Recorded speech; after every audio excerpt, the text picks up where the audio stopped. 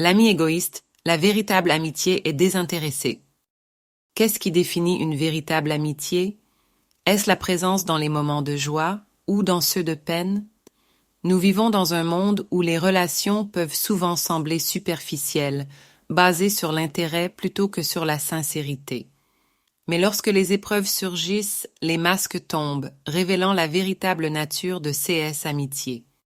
Dans cette vidéo, découvrons une histoire remplie de sagesse sur l'essence même de l'amitié, une leçon issue d'un conte ancien, mais qui résonne toujours puissamment dans notre quotidien.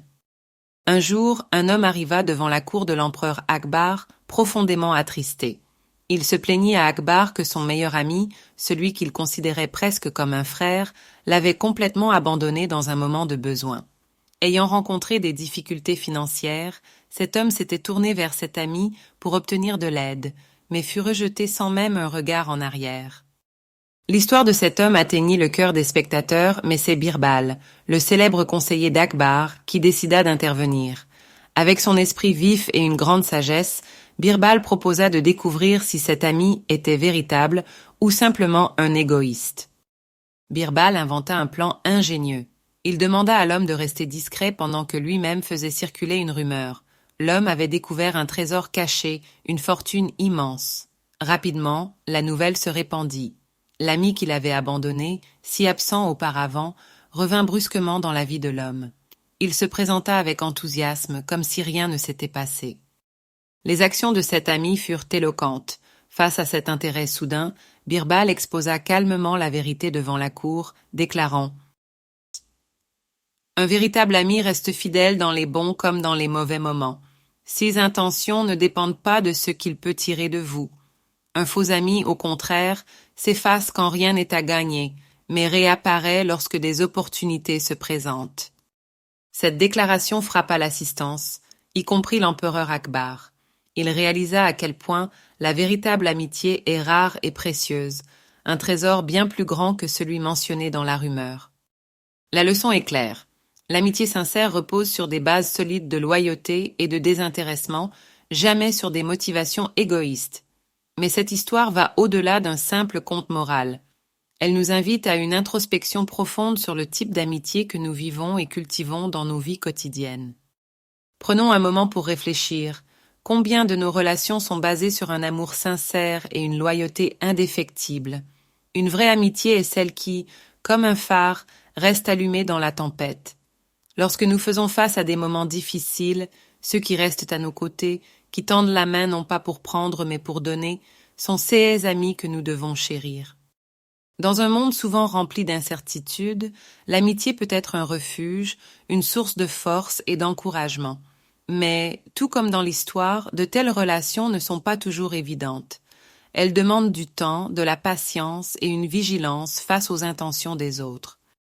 Alors, comment reconnaître un véritable ami? Voici une distinction importante.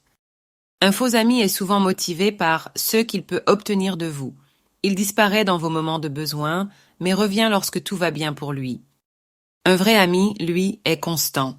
Il partage vos joies avec sincérité, mais surtout, il vous soutient dans vos douleurs sans chercher à en tirer quoi que ce soit.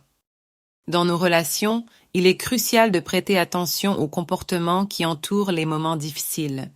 Ce sont ces épreuves qui révèlent souvent la vérité. Si nous voulons attirer et conserver des amis loyaux, nous devons, nous aussi, incarner ces qualités. Voici quelques conseils pour établir des relations solides. Soyez sincères. Une amitié fondée sur l'honnêteté et non sur l'apparence crée un lien puissant et durable. Montrez de la loyauté. En restant fidèle à vos amis dans leurs moments difficiles, vous leur prouvez que votre amitié est forte. Priorisez la qualité sur la quantité.